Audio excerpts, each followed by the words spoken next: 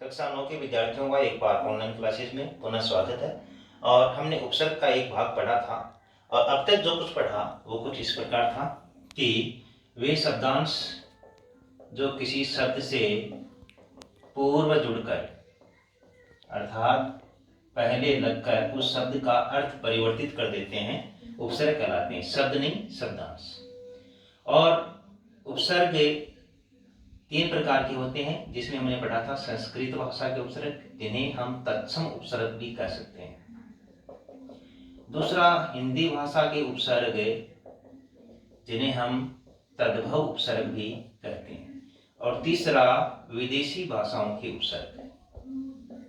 इस प्रकार से हम उपसर्गों के 3 प्रकार किए थे। और साथ ही आपको ये बताया था कि उपसर्ग या का अर्थ होता है पास या सहायक। और ये किस शब्द के पास जुड़कर अर्थात सर्ग का अर्थ भाव। और उपसर्ग का विलोम शब्द होता है परसर्ग। उपसर्ग का विलोम प्रत्यय नहीं होता है, परसर्ग होता है। संस्कृत भाषा के हमने आधे उपसर्ग पढ़ लिए थे और जो शेष उपसर्ग बचे हैं आज हम उनकी चर्चा करेंगे। टेबल आपको कैसे बनानी है नोटबुक में, इसके लिए मैंने आपको पहले से बता रखा है। इस प्रकार से आपको कॉलम बनाना है। एक छोटा कॉलम जिसमें आपको लिखना है उपसर्ग का नाम, एक छोटा कॉलम और उस उपसर्ग का अर्थ, और ये लंबा कॉलम जिसमें आप लिखेंगे उपसर्ग युक्त शब्द। तो हम सबसे पहले पढ़ते हैं दुष् उपसर्ग, जिसका अर्थ होता है कठिन या बुरा। तो शब्द बनाएंगे जैसे दुष्कर, दुशासन, दुश्चिंता, दुस्साहस और दुष्कर्म। अब देखिए, आपको ध्यान इतना रखना है कि दुष् उपसर्ग में दो दंत्य से आएगा और वो हलंत आएगा।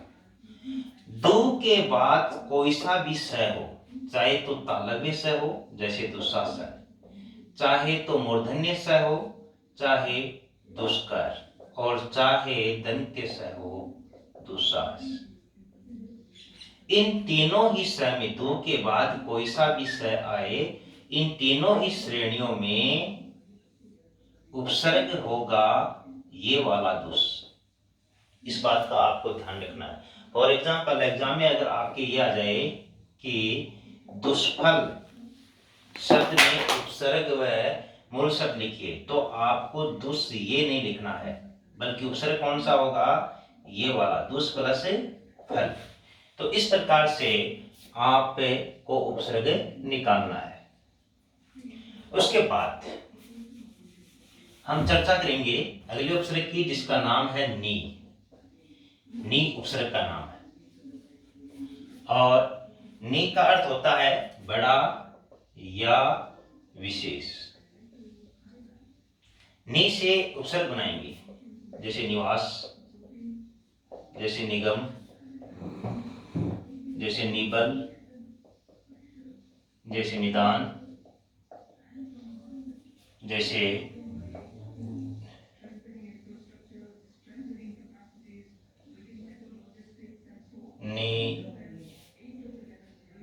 निकास,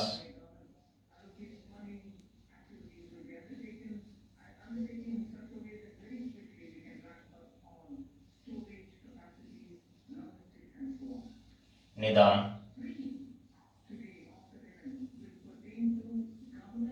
निबला। अब उसके बाद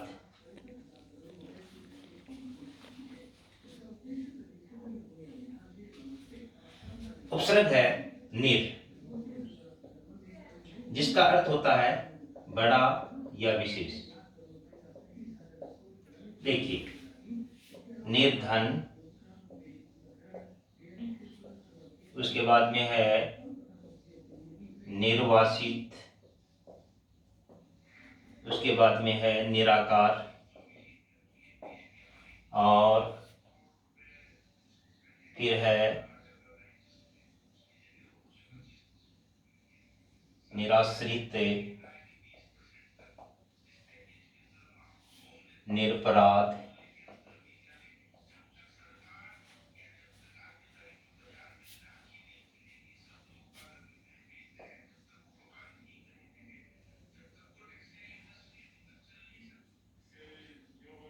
निर्विरोध। देखिए थोड़ा सा अंतर है वो हम समझते हैं। देखिए 3 प्रकार के उपसर्ग है, नि, निर और निस, ये जोड़ा मान लीजिए आप। और 3 का जोड़ा है दु, दुर और दुस। थोड़ा सा समझने का प्रयास करते हैं। अगर नि के बाद में र या स का उच्चारण नहीं है, ध्यान से सुनना, अगर नि के बाद में र या स का उच्चारण नहीं है तो उपसर्ग होगा निर। अगर नि के बाद में र का उच्चारण हो रहा है तुरंत बाद, तो हमेशा उपसर्ग आपको मानना है निर। और अगर नि के बाद कोई सा भी स है, जैसे निश्चित, निष्काम, निसंदेह, तो उपसर्ग होगा निस। अब देखिए हमने यहाँ पर नि और निर दोनों पढ़ रखे हैं। नि के बाद में र या स में से कोई सा भी नहीं है, नि उपसर्ग। र या स में से नहीं है, र या स में से नहीं है, र या स में से नहीं है, यहाँ पर भी नहीं है। यहाँ उच्चारण हो रहा है, नि के बाद में निर्धन, डायरेक्ट र बोला जा रहा है तो निर उपसर्ग। निर्वासित र बोला जा रहा है, निराकार। अब निराकार में मूल शब्द क्या हो गया, आकार, निर प्लस आकार, र में से आ बाहर निकल गया। इसी प्रकार निराश्रित में क्या हो गया, निर प्लस आश्रित। निरपराध में क्या हो जाएगा, र हलंत करेंगे तो र में क्या मिला हुआ है, और बचा हुआ लिख देंगे तो निरपराध। ठीक इसी प्रकार निर्विरोध में क्या हो जाएगा, निर प्लस विरोध। इस प्रकार से आपको उपसर्ग निकालने हैं। तो ध्यान इस बात का रखना है कि इसी प्रकार से दो के बाद में र या स नहीं होना चाहिए। इस प्रकार से दो के बाद में अगर र का उच्चारण स्थान है, हमने पहले पढ़ लिया इसको, जैसे हमने पढ़ा था पिछले वीडियो में दुरुपयोग, तो दो के बाद में र बोला जा रहा है। जैसे हमने पिछले वीडियो में पढ़ा था दुर्दिन, दो के बाद में र बोला जा रहा है। ठीक इसी प्रकार दुस हमने अभी पढ़ा है, स आ रहा है, स आते ही उपसर्ग कौन सा हो जाएगा, दुस हो जाएगा।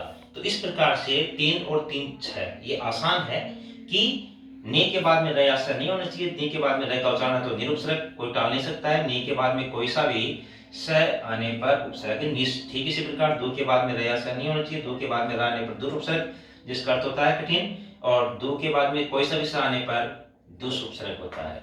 तो ये आसान हो गया, ये शॉर्ट ट्रिक होगी आपको उपसर्ग या प्रत्यय निकालने की। उसके बाद अगला उपसर्ग है परि, जिसका अर्थ होता है चारों ओर।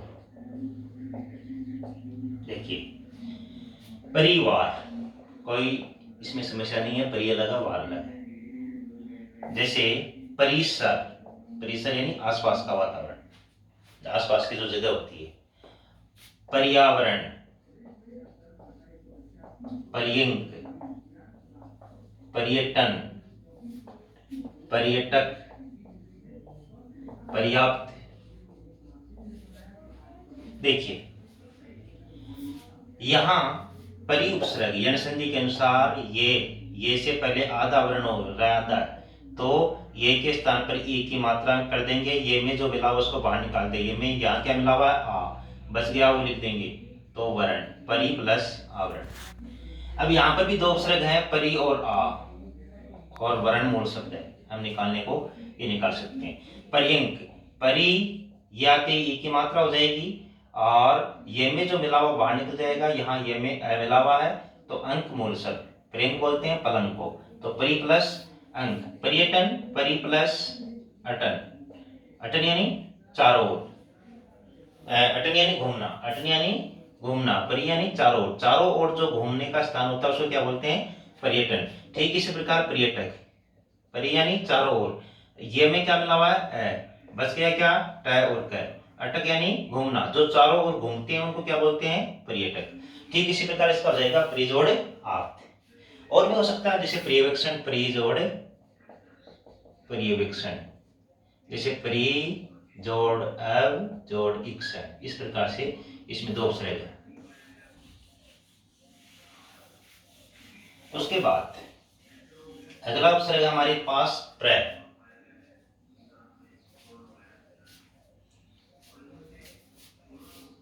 प्र का अर्थ है आगे या अधिक।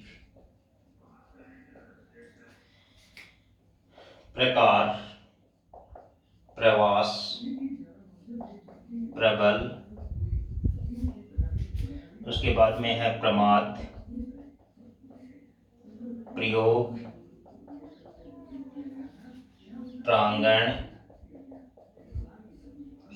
प्रारंभ, प्रारब्ध,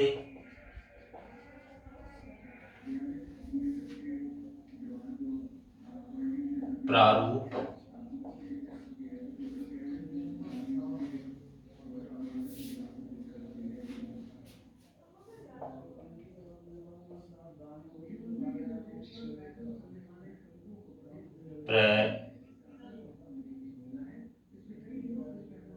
प्रयोग।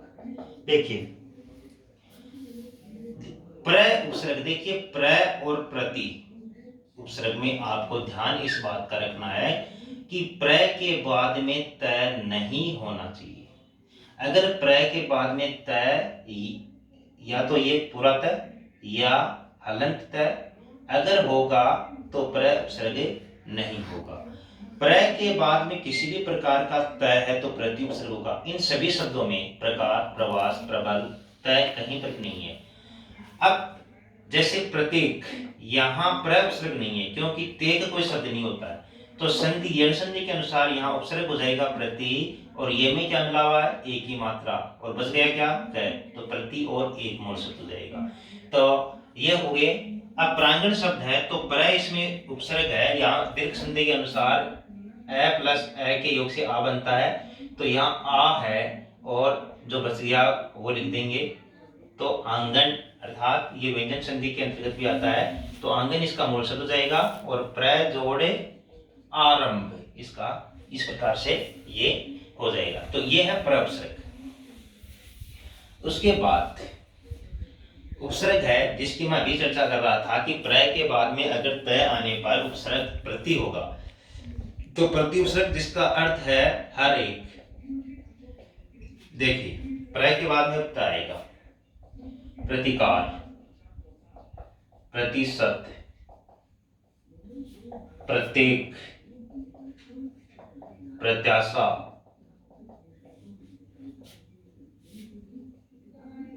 प्रतिविज्ञान, प्रत्यय। देखिए प्र के बाद में तारा प्रति उपसर्ग कार मूल शब्द, प्रति उपसर्ग सत मूल शब्द, प्रत्येक यण संधि के अनुसार उठेगा। आपको पता ये से पहले आता है, जो आता है उसमें ई मिला दो, ये में जो मिला हुआ उसको बाहर निकाल दो, मूल शब्द। जो आता है उसमें ई मिला दो, ये में जो मिला हुआ उसको बाहर निकाल दो, आशा मूल शब्द। जो आता है उसमें ई की मात्रा मिला दो, बच गया वो बाहर निकाल दो, अभिज्ञान। तो इसमें दो उपसर्ग हो गए, प्रति, अभि और ज्ञान मूल शब्द। प्रति जो आता है उसमें ई मिला दो, जो ये में मिला उसको बाहर निकाल दो, प्रति जोड़ है। इस प्रकार से बहुत से उपसर्ग है, अनगिनत शब्द हैं, आप अभ्यास करके निकालना है, आपको खोजना है।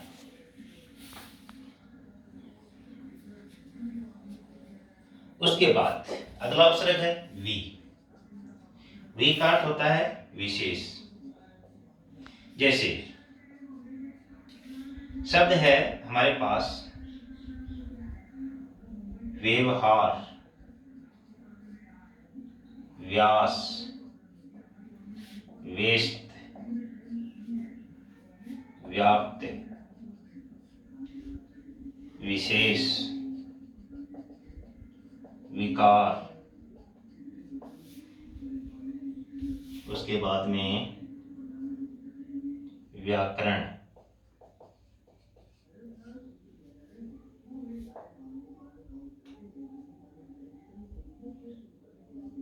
व्यवहारिक, व्याप्त, व्याप्त लिख दिया, व्यस्त,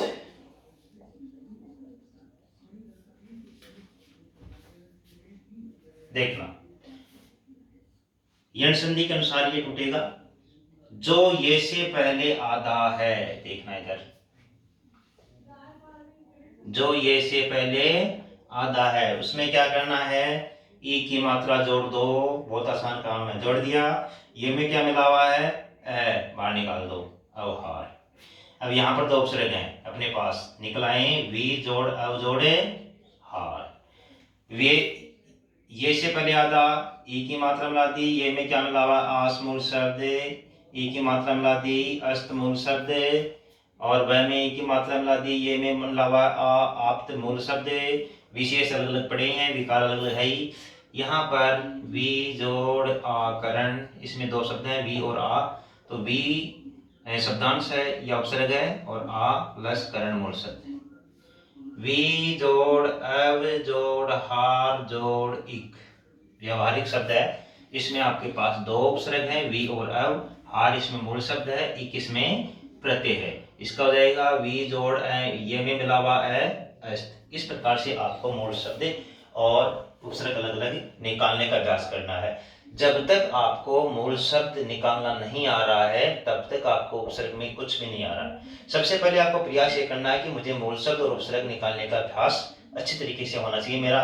और अगर मूल शब्द का कोई अर्थ नहीं होता है तो वो उपसर्ग नहीं है। जैसे मान लो आप ये कहते हैं कि व्यक्ति शब्द है, इसमें वह में ई मिला दी प्लस ये में क्या मिला हुआ है। अब अक्ति कोई शब्द नहीं होता, अक्ति कोई शब्द नहीं होता तो व्यक्ति में कोई उपसर्ग नहीं है, इस बात का आपको ध्यान रखना है। तो जिस मूल शब्द का अर्थ नहीं होगा तो उसमें कोई उपसर्ग नहीं है, इस बात का आपको ध्यान रखना है। उसके बाद अगला उपसर्ग सम, अच्छी तरह या शुद्ध रूप से, इसके अर्थ है अच्छी तरह या शुद्ध रूप से। देखिए समाकलन, समीक्षा,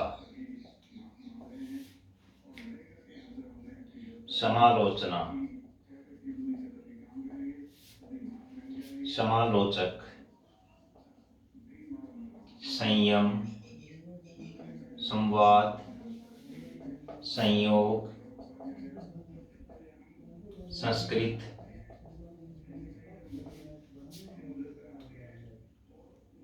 उसके बाद में संहार,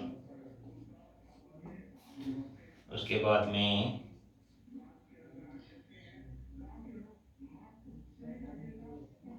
संगम। देखिए सम मैं हलंत है, मैं क्या है, हलंत है। हलंत मैं, इसका मतलब मैं में जो मिला हुआ उसको आपको बाहर निकालना है। सम निकलेगा क्या, आकलन। सम निकलेगा क्या, मैं से ई की मात्रा निकलेगी, बड़ी ई की मात्रा बस क्या बड़ी दो इक्सा। सम मैं में क्या निकलेगा, आ बाहर निकलेगा, आलोचना। मैं में यहां बाहर निकलेगा आलोचक। अब स ये मैं है, जहां जहां अनुस्वार है वहां वहां क्या है, ये मैं है, और इसका नाम अनुस्वार है। आप इंग्लिश मीडियम के हैं और आप इसको बोलते हैं टिमकी। क्या बोलते हैं, टिमकी। टिमकी का नाम क्या है, अनुस्वार। अब जहां भी अनुस्वार दिखे मैं कर दो, बच गया वो मूल शब्द में लिख दो। समजोड़ियम, अनुस्वार समजोड़वार, अनुस्वार समजोड़ियो, अनुस्वार समजोड़कृत, अनुस्वार समजोड़हार, अनुस्वार आ गया समजोड़े गम। इस बात का ध्यान रखना है कि स के ऊपर अनुस्वार दिखते ही हमें उपसर्ग क्या करना है, सम, और जो स के बाद वाला वो पूरा पूरा क्या है, मूल शब्द। ठीक है, तो ये है हमारा सम उपसर्ग। उसके बाद उपसर्ग है सु, जिसका अर्थ है अच्छा। सु उपसर्ग से हम बनाएंगे जैसे स्वस्थ, उसके बाद में स्वच्छ, जैसे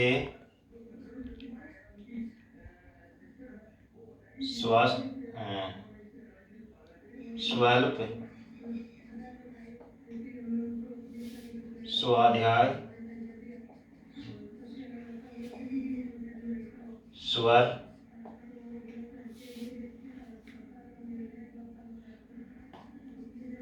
सुविचार, सुसंगत,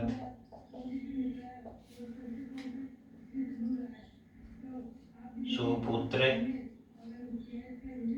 सुकर्म। देखिए यण संधि के अनुसार ये और वैसे पहले अगर आधा हो तो जो आधा है उसमें वैसे पहले आधा तो ऊ मिला देंगे। क्या मिला देंगे? ऊ। वह में जो मिला हुआ उसको बाहर निकाल देंगे। यहाँ वह में क्या मिला हुआ है? ए। ये मूल शब्द हो गया। वैसे पहले आधा है उसमें ऊ मिला दो, वह में मिला हुआ उसको बाहर निकाल दो, बस गया वो लिख दो। अच्छा मूल शब्द है, सुपसर्ग है। जो वैसे पहले है आधा उसमें ऊ मिला दो, वह में जो स्वर है उसको बाहर निकाल दो, बच गया वो लिख दो। अल्प मूल शब्द सुपसर्ग। सु जोड़ अधि जोड़ आय, दो उपसर्ग है। सु जोड़ अर, सु अलग अलग पढ़े हैं ये तो, सु और विचार, सु। हाँ यहाँ देखिए सु उपसर्ग है प्लस सम उपसर्ग है प्लस गत मूल शब्द है। स के ऊपर अनुस्वार आ गया ना, स के ऊपर अनुस्वार आते ही उपसर्ग क्या हो जाएगा? सम। दो उपसर्ग है, सु और पुत्र, सु और कर्म। तो इस बात का आपको ध्यान रखना है। यण संधि के अनुसार अगर जिसकी संधि स्ट्रॉन्ग है उसको उपसर्ग में कोई भी समस्या नहीं है। और मुझे पता है कि आपकी संधि कितनी स्ट्रॉन्ग है, और वर्तमान समय ये कहता है कि जो भी चीजें आपकी वीक हैं उनको स्ट्रॉन्ग करो, अच्छा पढ़ो, अच्छी तरीके से पढ़ो। उसके बाद अगला उपसर्ग है अनुपसर्ग, और अन का अर्थ होता है अभाव, अर्थात न होना। देखिए अनादर, अनुचित, अनुपयोग, अनुदार, अनिच्छा,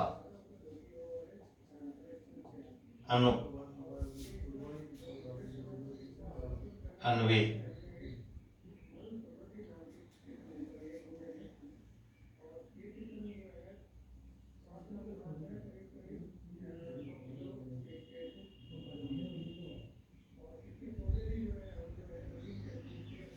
देखिए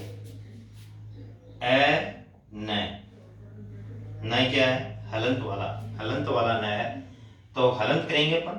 न में क्या मिला हुआ है? आ प्लस बचावा दर।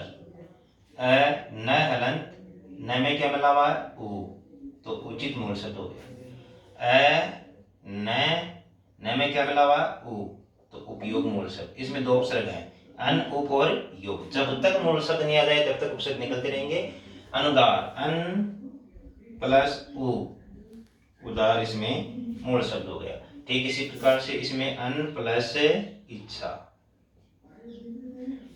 अब देखिए ये उपसर्ग आपको हिंदी भाषा में मिलेगा, जो हम आगे पढ़ेंगे अगले वीडियो में, उसमें हलंत नहीं होगा। तो जहां न में स्वर मिला हुआ हो, न में स्वर मिला हुआ हो, वहीं पर अन उपसर्ग होता है। अगर न में स्वर नहीं है तो अन उपसर्ग नहीं होता है। फॉर एग्जाम्पल इधर देखिए, जैसे अनगढ़ शब्द है, न में अन अलग है और गढ़ अलग है, कोई इसमें उपसर्ग नहीं मिला हुआ है, स्वर नहीं मिला हुआ है। जैसे अनपढ़, अन अलग अलग, पढ़ अलग है। अन होनी अगले वीडियो में चर्चा करेंगे इसकी अपन। अन अलग है, होनी अलग है। जैसे अनबन, अन अलग है, बन अलग है। यहाँ पर न हलंत नहीं है और यहाँ न हलंत है।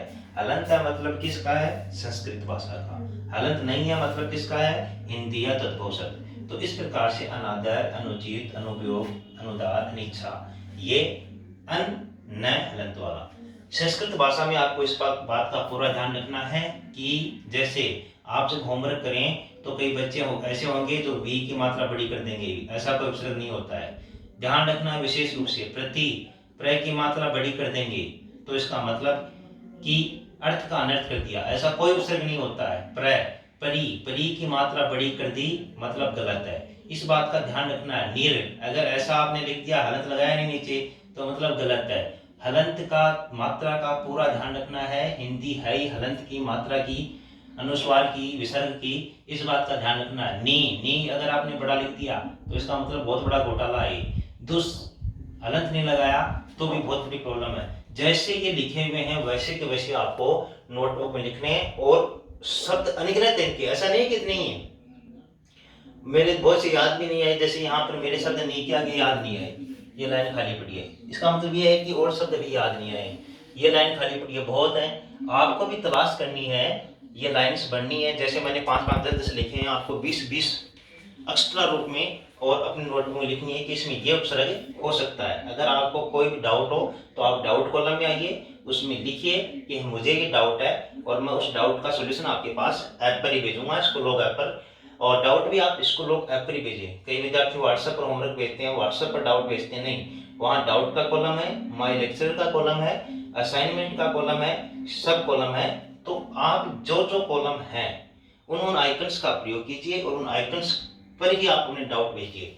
तो ये आप इसका स्क्रीनशॉट ले लें एक बार, ऐसा का ऐसा आपको नोटबुक में करना है। उसके नीचे जो अपन ने 10-11 उपसर्ग पहले लिखे थे, उसके नीचे आपको क्रमशः ये लिखते जाने हैं। ये टेबल आपकी चलेगी, उपसर्ग का नाम, अर्थ और उपसर्ग युक्त शब्द। तो हमने संस्कृत भाषा के सभी शब्दों का, सभी उपसर्गों का अध्ययन कर लिया है। आगे वाले वीडियो में हम पढ़ेंगे हिंदी भाषा के उपसर्ग और उसके बाद विदेशी भाषाओं के उपसर्ग। आज के लिए बस इतना ही।